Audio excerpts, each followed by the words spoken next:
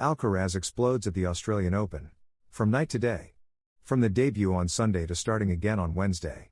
An unusual beginning for a star of the level of Carlos Alcaraz in a Grand Slam, but one that is in line with the new times, with tournaments gaining more weekend days. An economic goldmine, due to ticket sales and television rights. The Spaniard had to deal with the new playing conditions, with a livelier ball because of the sun and the 30 degrees Celsius heat at 2 in the afternoon at Melbourne Park. These are the conditions he likes the most, but at the sporting level of the immersion, every slight sensation matters. Details are fundamental. And 3 days after his debut, he needed to adapt to a more slowed-down start to play. That is what a title contender needs, especially at the start of the season. Only his second official match of the year. It was a pot of gold for Carlos Alcaraz. The suffering was worth it. Yes, he struggled for more than an hour, but he exploded at just the right moment. The moment of the greats.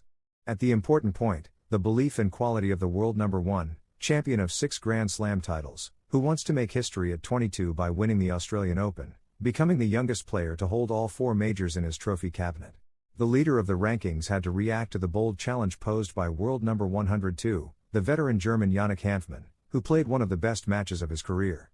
With his determination, he forced Alcaraz to explode, to finally free himself and win 7-6, 7-4, 6-3 and 6-2 in 2H44.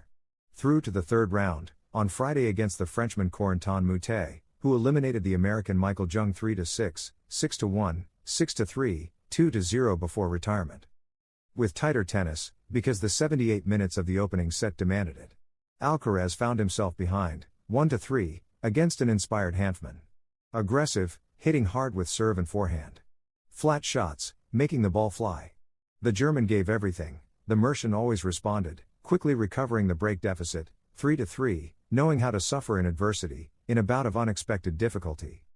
At 3-4 in the tiebreak, at the peak of Hanfmann's form, Alcaraz's differential gene appeared, a special talent in moments of risk. He strung together 4 consecutive points, shifted up a gear and took the set in 78 minutes. As long as it was competitive. Throw in a smile, his coach Samuel Lopez asked him when he secured the break in the second set to make it 3-1. Alcaraz was serious, focused because it was hard for him to take the initiative. He laughed for real when a spectator shouted an unusual cheer, uniting 2 brilliant generations of Spanish tennis. "Come on Carlos Nadal." Alcaraz calmed down as he saw his tennis rise, too much for Hanfmann, who had to be treated on his left side before starting the third set.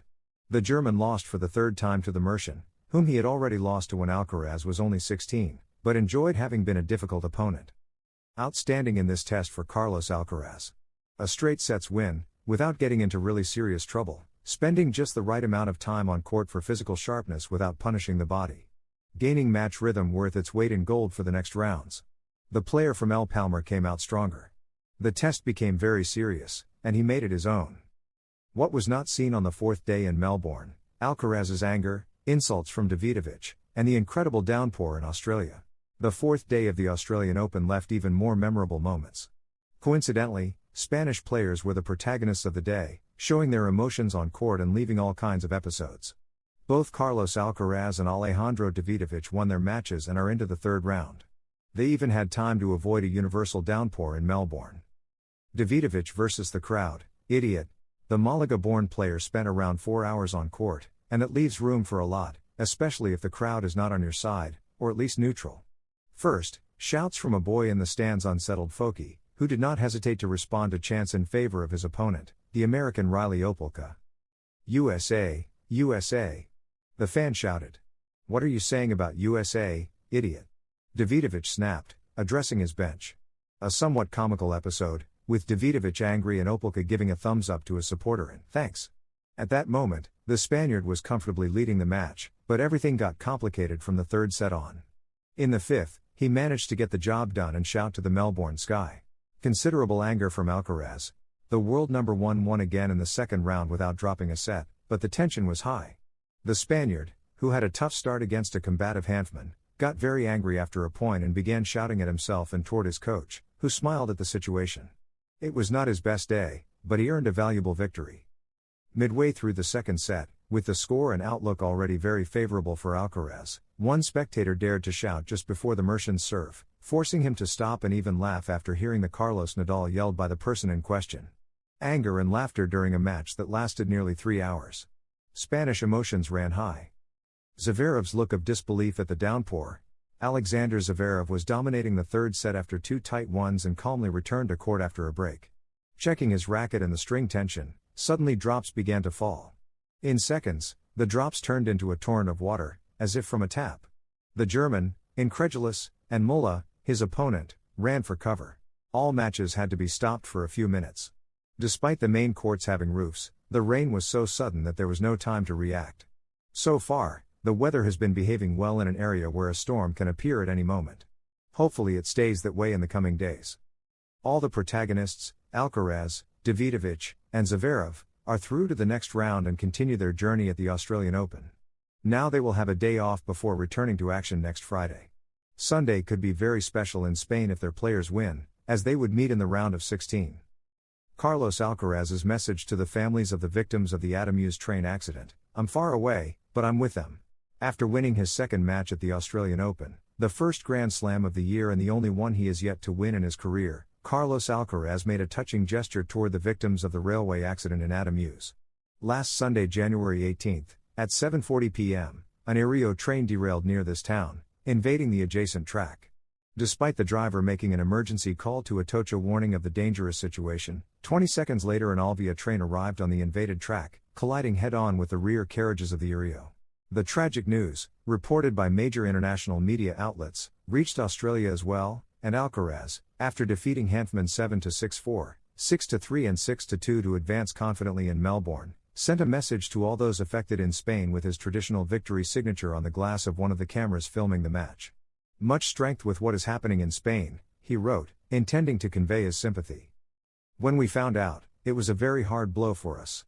Later, in the post-match press conference, he added, "We are here in Australia, on the other side of the world, but that doesn't mean we are unaware or don't follow the news coming out of Spain. Obviously, when we found out, it was a very hard blow for us because of everything that is happening. I want to give a lot of support and encouragement to all the families and all those people who have lost a loved one or a family member in that tragic accident. And at least let them know that even though we are far away, we are still aware of everything that is happening in Spain," he concluded just a few hours ago. Meanwhile, in Spain, workers have found another body among the remains of the Alvia train, the one that remained to be fully inspected, raising the death toll to 43 so far. This means the number of missing persons now matches the number of bodies recovered from the disaster site. To carry out this discovery, the Guardia Civil relied on the crucial help of 2 K9 dogs from its Central Canine Unit, UCC. Junko and Enzo, specialized in finding biological remains, were key in recovering this last passenger. For his part, this is the first major tournament Alcaraz has played after terminating the contract with his longtime coach, Juan Carlos Ferrero. When they discussed the former player's working conditions, they could not reach an agreement and definitively ended their professional relationship. In his place, on the bench, we have seen Samuel Lopez Jarino, already part of his team, as the Mercians' main coach. Alcaraz assesses his new serve after advancing in Australia. The first Grand Slam of the year offers Alcaraz the chance to complete the 4 majors and become the youngest player in history to do so.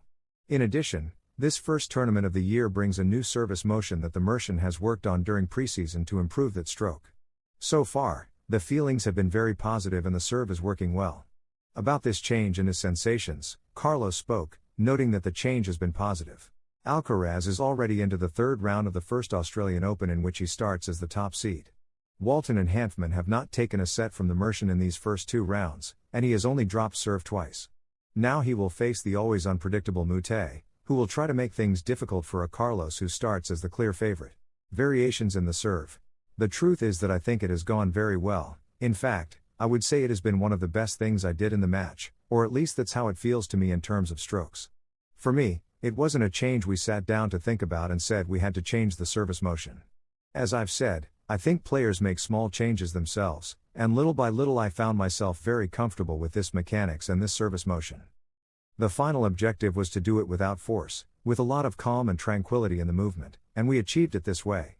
I feel comfortable, and I think the serve has been a great weapon that I will keep improving little by little, but up to today I am happy with it, explained the Mercian to the ATP.